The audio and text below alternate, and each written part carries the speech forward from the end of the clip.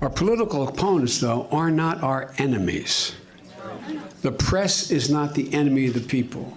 Before we're Democrats or Republicans or Independents, sounds corny, but before that, we're Americans. And here's what I hope. I hope that this craziness that's going on about these pipe bombs, I hope and pray that our leaders are going to work to lower the temperature in our public dialogue. And I have faith the vast majority will do that. Because, folks, we're a lot better than this. We just have to remember who we are, what we stand for as a nation.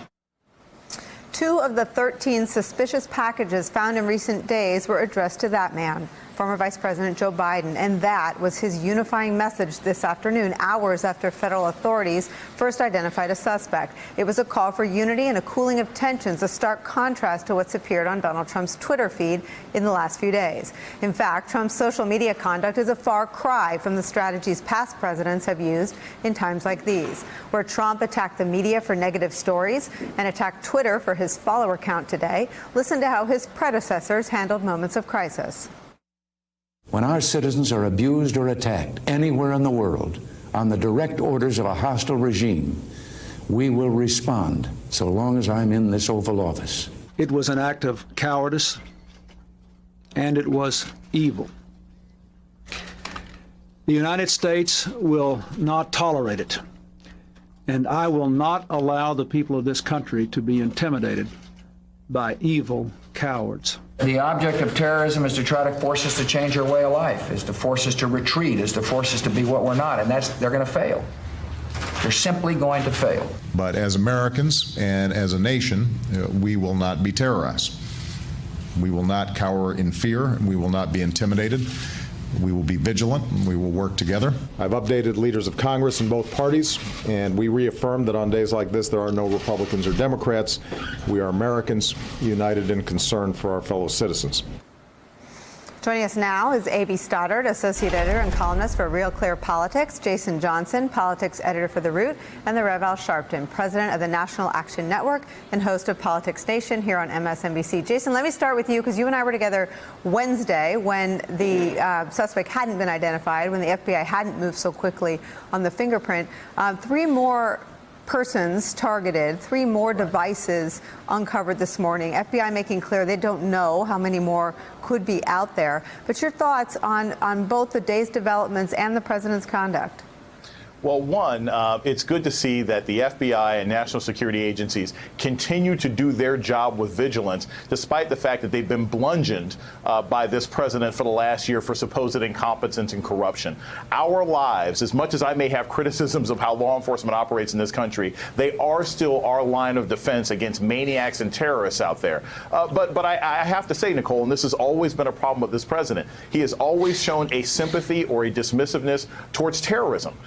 He is a terrorist sympathizer. I mean, given the way that he responded to what happened in Charlottesville, given how he responded to Khashoggi, given the fact that he puts what's happened today and through this week in the context of how it affects the midterm elections, we don't have leadership in this country when it comes to domestic terrorism. This president foments it as much as he is occasionally forced to speak against it. And unfortunately, it's going to take men and women like ourselves and people in the media and day-to-day Americans to fight against this, because we will not get the kind of verbal or moral leadership we get from anybody in this administration. Frank Figliuzzi, I want you to jump in on that point and talk about whether or not it impedes the efforts of law enforcement. I know domestic terrorism doesn't get the kind of attention and fanfare that terrorist attacks hatched and plots from overseas do, but talk about how law enforcement fights that threat, and if they see the president as somewhat indifferent or not as agitated by domestic terror as he is by potential actions from a caravan of what appear to be asylum seekers to me coming toward this country from Central America. Yeah, so first, look, there's 2 aspects to this. Whether or not the president is impeding the work of law enforcement and intelligence, and then even more important question, is he actually contributing to the problem by generating the problem itself? If you're a Secret Service agent tonight, an FBI agent tonight, I think you're probably thinking this was waiting to happen. This was a crisis waiting to happen, and that our nation experienced a near miss this week. but it could have been so much worse. And the issue of leadership during a time like this cannot be overstated. The leadership is either going to come from the White House, as in examples you just played in video clips, or it's going to come from Congress refusing to weigh in with this and stepping up and calling the president out, saying, that's not right, we're going to do this differently. Neither one of those is happening right now. So if you're among the men and women of law enforcement, you're knowing that the next one is coming. We may have escaped this one, but the next one is coming. Nicole, we had a man driving around in a van in the greater Miami area with politicians in the crosshairs plastered all over his van, and no one called and said, I'm worried about this guy. This guy scares me. Has this become our new normal, where we're accepting of people with crosshairs of politicians on their cars? It's a terrifying thought, but you want to take a stab at answering the question? I think that he's right. I think that, yes, we need to be glad tonight that law enforcement has done what they did. And I think that when you look at the fact that, yes, there's no moral leadership shown by this president, but he doesn't even have political instincts. If a man is running around the van with Make America Great, all of this Trump stuff, and then those that are opposed to Trump, he's got their photos all over the van, including some of us, me and two other colleagues here. You would think the president, 11 days before midterms, would say, and I don't want anyone supporting me to identify with any violence, and make it personal. It would be the political thing to do. If I was a Republican candidate, I would want him to denounce it personally, just like on the other side he says a vote for a Republican is a vote for me. He should reprimand him. When we've had situations in civil rights and people would become unhinged, we'd say, wait a minute, we denounce that. That doesn't represent us. When the congressman was shot, when they were doing the congressional baseball game, all of us came out and said, this is wrong, we denounce it. He has not even denounced someone who identified with his politics, less known, given law enforcement the credit that they should have, or even picked up the phone and called any of those that were targeted with these pipe bombs, which would have been the presidential thing to do. You're absolutely right. We've just reported that President Trump and First Lady Melania Trump, as of the time we came on the air, have not reached out to their predecessors concerning the pipe bomb addressed to them this week. That's based on multiple sources familiar with the situation.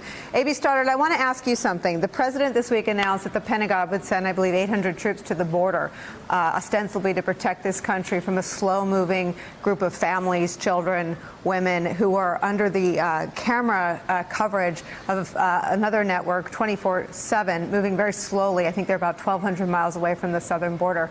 That decision was made to send those resources to the southern border, which already has a wall and drones and several law enforcement agencies protecting it.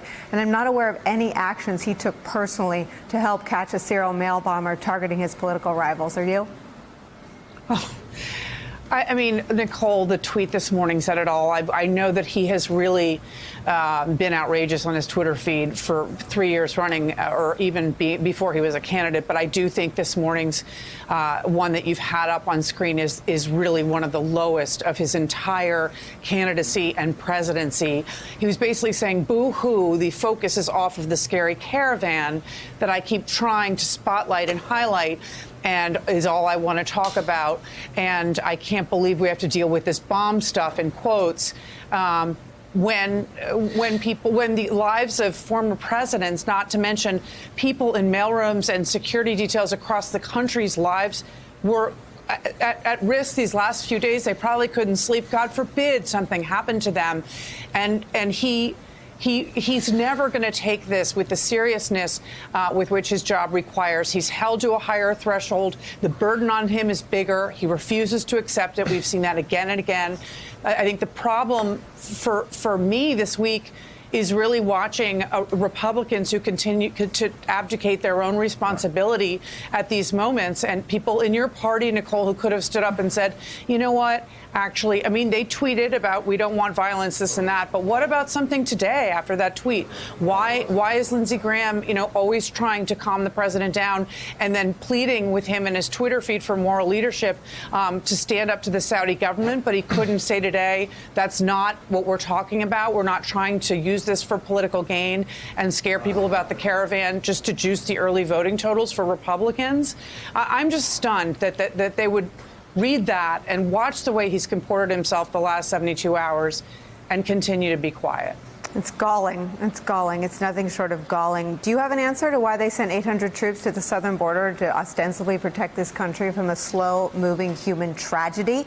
And they didn't do anything that we know. Jonathan, do you have any reporting on why the priority was on what is obviously, to the president, a fake news media event? He wants us to go back to covering. We shouldn't call it a caravan. It's a slow-moving human tragedy.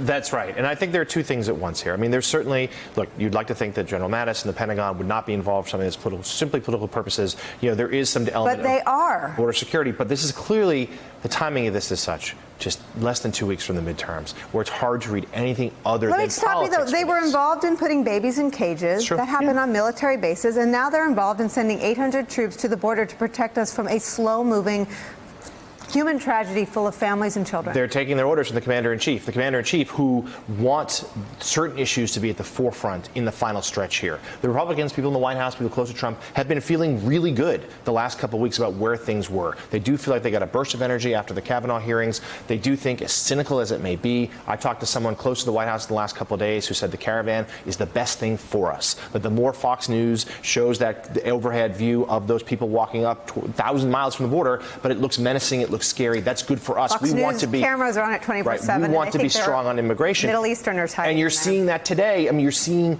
that frustration from the president in the tweet today. That's what he wants to be talking about, not this mail bomber. Hey there, I'm Chris Hayes from MSNBC. Thanks for watching MSNBC on YouTube. If you want to keep up to date with the videos we're putting out, you can click subscribe just below me or click over on this list to see lots of other great videos.